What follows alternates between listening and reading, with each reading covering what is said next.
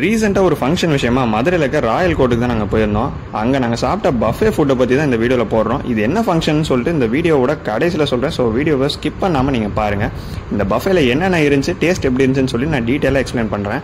First அவங்களோட சூப்பில் இருந்து start பண்ணோம். இது வந்து க்ரீம் ஆஃப் வெஜ் சூப். இங்கிட்டு டெசர்ட்ஸ் இருந்துச்சு, குலாப் ஜாமுன், ஐஸ்கிரீம்ஸ் எல்லாம் இருந்துச்சு. 2 ஃப்ளேவர்ஸ் ஆஃப் ஐஸ்கிரீம் இருந்துச்சு. இங்கிட்டு பிக்கிள், இங்கிட்டு தயிர் சாதம் வச்சுருந்தாங்க, நல்லா க்ரீமியாக வச்சுருந்தாங்க. ரசம் இருந்துச்சு, நல்லா சுட சுட வச்சுருந்தாங்க. இது வந்து பிளெயின் ரைஸ், அதுக்கப்புறம் தால் ஃப்ரை, நல்லா ரைஸுக்கு போட்டு சாப்பிட்றதுக்கு அல்டிமேட்டாக இருந்துச்சு. அண்ட் இது வந்து பன்னீர் மட்டர் மசாலா. ஸோ பன்னீர் பட்டாணி ரெண்டுமே போட்டு சூப்பராக கொடுத்துருந்தாங்க. வெஜ் பிரியாணி இருந்துச்சு அண்ட் கோபி 65 இருந்துச்சு. நல்லா கிறிஸ்பியாக சூப்பராகவே கொடுத்துருந்தாங்க. சாய்ஸ் ஆஃப் நான் ரொட்டி ரெண்டுமே இருந்துச்சு. ஸோ மைதாவா கோதுமையான்னு சொல்லிட்டு அவங்க ப்ரிஃபரன்ஸுக்கு ஏற்றப்ப எடுக்கிற மாதிரி இருந்துச்சு. ஃப்ரூட் சாட் இருந்துச்சு அண்ட் க்ரீன் சாலட்மே கொடுத்துருந்தாங்க. இந்த ரைத்தா இருந்துச்சு. இந்த சைடில் பார்த்தா எக் செட்டிநாடி, இது ஒரு மசாலா, ஒரு கிரேவி டைப் சூப்பராக இருந்துச்சு. அண்ட் அவங்களோட கார்லிக் சிக்கன் ட்ரை அதுவுமே சூப்பராக இருந்துச்சுன்னு தான் சொல்லணும். அண்ட் தால்சா கொடுத்துருந்தாங்க. அண்ட் மட்டன் பிரியாணி, இதுதான் அந்த மெயின் டிஷ்ஷோட ஹைலைட்டே ஆக்சுவலாக. ஸோ இதெல்லாம் வச்சுட்டு தான் நாங்கள் அன்றைக்கி எங்கள் லஞ்சை சூப்பராக நாங்கள் வாங்கிட்டு போனோம். ஒவ்வொரு டேஸ்ட்டுமே ரொம்ப யூனிக்காக அல்டிமேட்டாக இருந்துச்சுன்னு சொல்லுவோம். எனக்கு குறிப்பாக சொல்லப்போனால் அந்த டெசர்ட்லாம் ரொம்ப பயங்கரமாக இருந்துச்சுன்னு சொல்லுவோம்.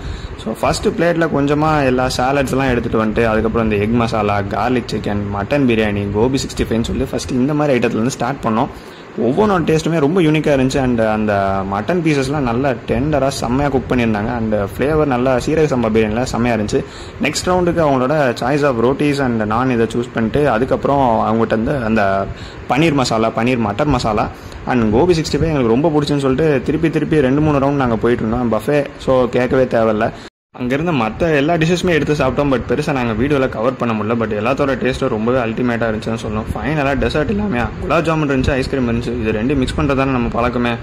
நல்லா ஒரு 2 ஸ்கூப் ஆஃப் வெண்ணிலா ஐஸ்கிரீம் போட்டு நல்லா ஒரு 2 பெரிய சைஸ்டு குலாப் ஜாமுன் நல்லா சூடாக இருந்துச்சு. ஐஸ்கிரீம் நல்லா சில்லு இருந்துச்சு. ரெண்டோட காம்பினேஷன் எப்பயுமே பர்ஃபெக்டாக இருக்கும். பார்பிக்யூ நேஷனில் இது சாப்பிட்றவங்களுக்கு கண்டிப்பாக தெரியும் இந்த டிஷ்ஷை பற்றி.